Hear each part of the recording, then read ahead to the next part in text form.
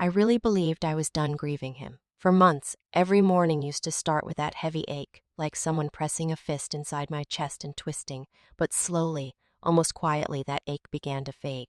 I don't even remember the exact day it happened. It was subtle at first, waking up without feeling like I needed to check my phone, walking around my apartment without expecting memories of him to hit me like ocean waves. I was breathing again, normally, peacefully. My friends said they could hear the difference in my voice. I laughed more easily. I cooked real meals again instead of eating cereal out of the box. I even caught my reflection in the mirror one morning and realized I looked alive. Not healed, maybe, but not breaking anymore. I stopped flinching when YouTube auto-played a song he once sent me. I didn't feel that familiar burn in my throat whenever someone wore his cologne near me. I didn't pause at 11 wishing he'd text. The rituals of heartbreak evaporated gradually like fog burning off under sunlight. I truly thought I'd made it out. And then it happened. Something so stupid, so insignificant I should have laughed at it. But instead it cracked something deep inside me, like a fault line I didn't know still existed. My old phone powered on. I swear I hadn't touched that thing in months. It was tucked in a drawer under mismatched socks and dead chargers. I only opened the drawer because I was looking for a pen. The phone must have nudged against something and woke just long enough to display the lock screen. And there he was, frozen in a moment that was supposed to stay buried. My breath hitched before I even knew what I was looking at. The wallpaper, the damn wallpaper, was that picture of him in his car, black dress shirt, sleeves rolled up just past the forearms. His hair slicked back the way he used to do it when he wanted to look presentable. Though he never needed to try. And that grin, the one I used to feel in my knees, it was him at his most confident, his most alive. The version of him I had been stupid enough to fall in love with. My chest tightened so sharply I had to sit down on the edge of the bed. My hand hovered over the screen like it might bite me. I didn't even want to unlock the phone. Just seeing his face again was enough to send old emotions surging back with terrifying speed, like being dragged into a riptide. It had been months since I last heard his voice, yet suddenly I could hear it perfectly. I remembered the way he teased me that day over video call, tilting the camera slightly because he said I was staring too hard. God, I can still picture the blush sweeping up his cheeks, a soft rose-colored flush that contradicted the sharpness of his jawline. "Stop," he had said, laughing in this breathless, nervous way. "Come on! Ha-ha! Stop looking at me like that. I ain't nothing special, but he was." He was special in the way that made you lose reason, lose boundaries, lose yourself. He was special in the way that makes pain feel poetic and love feel like a threat. I didn't even realize I whispered it until he froze. "You're special to me." The way his eyes softened. God, it haunted me for weeks. We were both silent, just staring at each other through the pixels, trying not to cry. I remember how small his voice sounded when he finally said, "Tell me, why?" I asked. "You already know, because I want to love you more." It was the last time he ever spoke to me that gently. And here I was, months later, staring at a ghost version of him on a dim phone screen, feeling everything I swore I'd buried begin to rise. Slow, unstoppable, like water filling a room. I thought I was over him, but seeing that picture again, it felt like my heart remembered something my mind had tried desperately to forget. I didn't just miss him. I wanted to love him more, and that terrified me. I should have put the phone back in the drawer. I should have closed it without looking any longer than a second. But grief, the kind that disguises itself as nostalgia, is manipulative. It whispers instead of shouts.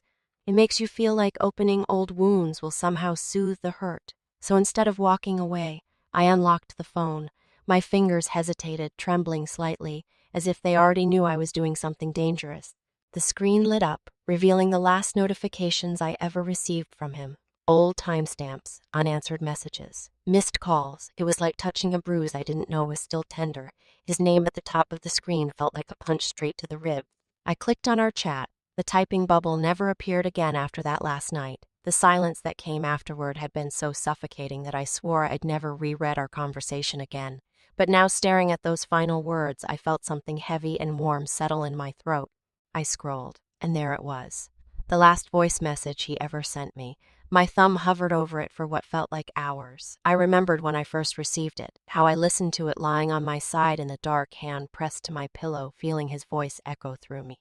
I pressed play. His voice filled the room instantly, heavy, tired, cracked at the edges. "Look, I don't know what you want me to say. Maybe I messed up. Maybe I'm just, I don't know. Maybe I deserve better." I closed my eyes, swallowing hard. He always said the right words in the wrong moments. And you keep telling me I matter, and I don't get why. I'm not. His breath hitched. I'm not someone worth loving like that. I opened my eyes. The room suddenly felt too small. He cleared his throat, trying to sound tougher than he felt. You think I don't hear it? That tone in your voice, like I'm some fragile thing, like you need to fix me. The bitterness in that last line still stung. But then his voice softened, barely, like a whisper through a cracked door. I wish I could be the man you see when you look at me. The message ended, just like that.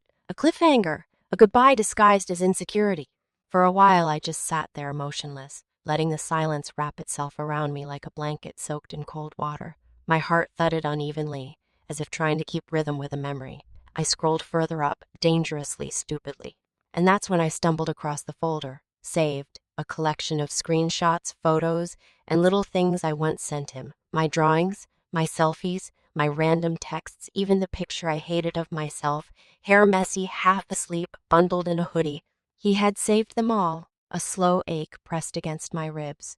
Something painfully warm, something almost like longing, but sharper. The stupidest part, I felt myself smiling, and then immediately hating myself for it. Because if he kept all of this, if he looked at it, if it mattered to him, then why did he leave? Why did he leave? Why did he disappear like my love was too heavy for him to carry? A knot twisted inside me, the same knot I thought I'd untied months ago. I pressed my forehead to my knees, breathing shakily. I thought I was done with this, I whispered into the quiet. But memories don't die when people leave. They wait, silent, patient, sharp. All it took was one dead phone resurrecting itself to remind me. I never stopped loving him. I just learned how to live without saying it. I didn't sleep that night. I don't even think I tried. Instead, I lay on my back staring at the ceiling, listening to the slow hum of the old phone charging beside me. Every time I turned my head, the faint light of the screen made his smile glow in the dark like a ghost haunting the room. It was almost cruel how alive he looked in that wallpaper. That grin, tilted, smug, hiding a softness he never allowed himself to admit. The way his eyes squinted just slightly, the way he lifted his chin like he was daring the world to challenge him. How was I ever supposed to stop loving someone who smiled like that? Around 3 a.m., I gave up pretending to rest and sat up, hugging my knees the way I did after our first real fight. Back then, I swore he'd call. I swore he'd show up. I swore love meant effort on both sides. But promises you make to yourself at 20 years old don't survive real heartbreak. I unlocked the phone again. I wasn't searching for anything in particular, just orbiting around his memory like a planet stuck in the wrong gravitational field. My fingers drifted through the photos we took together, grainy selfies. Sunlight on his face, my head on his shoulder while he drove with one hand, the other tapping the steering wheel to whatever song I'd forced him to play. He always pretended he hated my music. He didn't. He knew every lyric. Scrolling felt like replaying a movie where the ending never changes no matter how hard you wish it would. And then I reached the videos. There weren't many. He hated being recorded, said he looked weird on camera. Which was funny because he was the most beautiful person I'd ever seen, even when he didn't try. Especially when he didn't try. My thumb hovered over one clip for a long time before I tapped it. The video filled the screen. It was us, sitting in his car in the parking lot outside that old diner, nighttime. Street lights flickering. He wore that same black shirt from the wallpaper photo. I held the phone, filming him as he talked about something stupid. How the food sucked, how his coworker annoyed him, how nobody gets me but you, seriously. His voice was so casual, so unguarded that I felt my throat tighten. Then he noticed I was recording. Stop, he laughed, reaching toward the camera. Delete that. I look tired. You look perfect, I whispered behind the camera. He froze slowly. He lowered his hand. His eyes flicked away, then back to me. His jaw tightened for a moment like he was wrestling with something inside himself. You can't say things like that, he murmured. Why not? Because I don't know how to handle it. I watched myself in the reflection of the screen, smiling softly, not realizing I was holding something fragile, something already cracked. I want you to handle it, I said in the video. I want you to know how loved you are. He blinked rapidly, looking down at his lap. His voice dropped into that quiet, vulnerable tone he rarely used.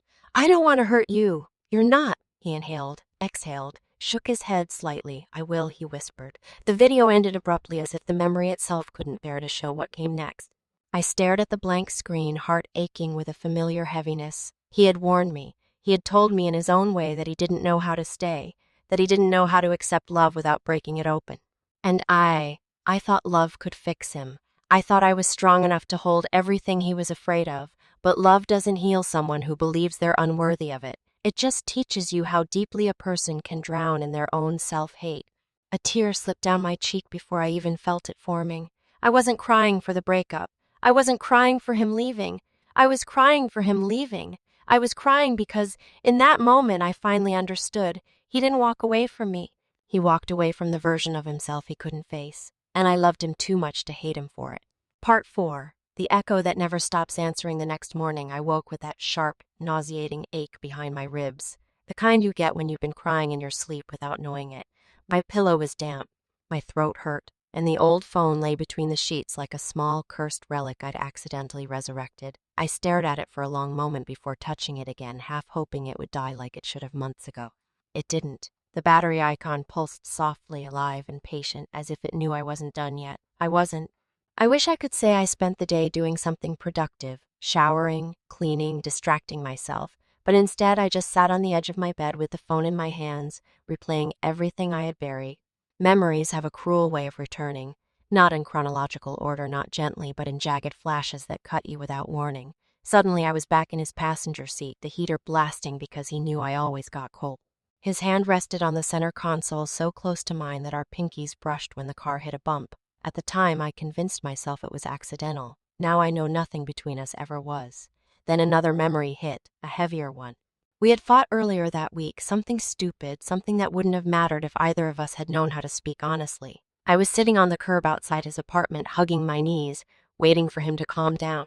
He came out after 10 minutes, eyes red, frustration written all over his face. "You shouldn't wait for me like this," he said. "I don't know what that means. It means I don't want you to see me when I'm like this." "Like what?" he laughed. But not the warm, teasing laugh I loved. But not the warm, teasing laugh I loved. A cold one, empty, resigned, like someone you shouldn't love. And I remember reaching out to take his hand, but he pulled it away. Not because he didn't want me, because he didn't want me, because he wanted me too much, and he hated himself for needing anything. That's the part that still shatters me when I think about it. He wasn't cruel. He wasn't careless. He wasn't a monster. He was a boy standing in the ruins of his own self, convinced that love was a trap he wasn't allowed to fall into. And I was someone stupid enough to try rebuilding him with my bare hands. But the worst memory, the one that came crashing through that morning, wasn't dramatic or emotional. It wasn't a heartbreak or a fight. It was the night he held my face in his hands, brushed my cheek with his thumb, and whispered, "I never thought I'd be somebody's favorite person. I think that's the moment I fell in love with him for real." Not the butterflies kind of love, not the movie version, but the rooted, painful, soul-wrenching kind, the kind that makes you feel like you've been cracked open and filled with something too bright for your chest to contain. He looked at me that night like I was something impossible, something undeserved. And then he left, but the truth I kept avoiding, the truth that hit me hard as I watched that video again, was that he didn't leave because he stopped loving me. He left because he didn't believe he was allowed to be loved by anyone. Not for long, not safely, not fully. And that's what made this so hard to let go. You don't get over someone who taught you what their heart looks like on the inside. You don't get over someone who trusted you with the parts they showed no one else. You don't get over someone whose voice still echoes in the empty spaces of your home long after they've stopped speaking to you. I pressed the power button, not to turn the phone off, but just to make the screen go black so I could breathe. But even in the darkness behind my eyelids, I saw him, that grin, that softness, that boy who wanted to love me more and hated himself for wanting it. And suddenly I knew I wasn't done grieving him, not yet. Maybe not ever in the way I thought. That night I didn't try to distract myself. I let the memories come. I let them bruise me. I let them carve out every truth I had been avoiding. I curled up under the blanket, holding the old phone against my chest like some fragile artifact from a life that wasn't mine anymore. The room was cold, but I didn't turn on the heater. The silence felt too sacred to disturb. At some point, I don't remember when, I unlocked the phone again. There he was. That grin, that stupid, charming, soft-eyed grin that I used to pretend didn't melt me. It's strange how a single expression can carry 1,000 untold stories. That picture wasn't romantic. He wasn't trying to impress me. He didn't even know I snapped it. He just turned toward me in his car, mid-joke, cheeks flushed, hair slicked back, one hand on the wheel, the other pushing his sunglasses up. And I caught him in the moment he was most real, silly, unguarded, unexpectedly beautiful. He hated when I stared at him like that. Stop, he'd laugh, smiling so wide he'd look away. I ain't nothing special, and every time I whispered back, "You're special to me," I meant it with a sincerity that scared the hell out of both of us. But as I stared at the screen, the truth I'd been fighting finally pressed into my chest like a weight. You don't stop loving someone just because you learned how to live without them. What you do learn, painfully, slowly, reluctantly, is how to carry that love in a way that doesn't destroy you. I used to think heartbreak was about wanting someone back. It isn't, not always. Sometimes heartbreak is standing in the middle of your life and realizing that the person who shaped your softness, your trust, your courage, is gone, and still, somehow, you're better because they loved you at all.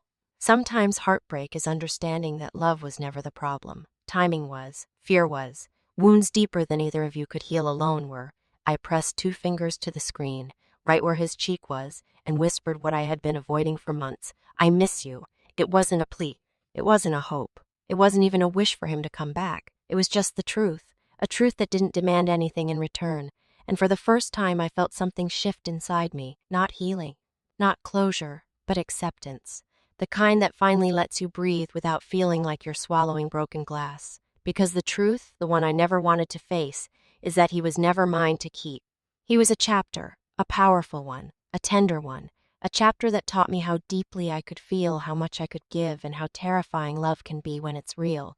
He wasn't the end of my story. He was the part that changed the way the rest of it will be written.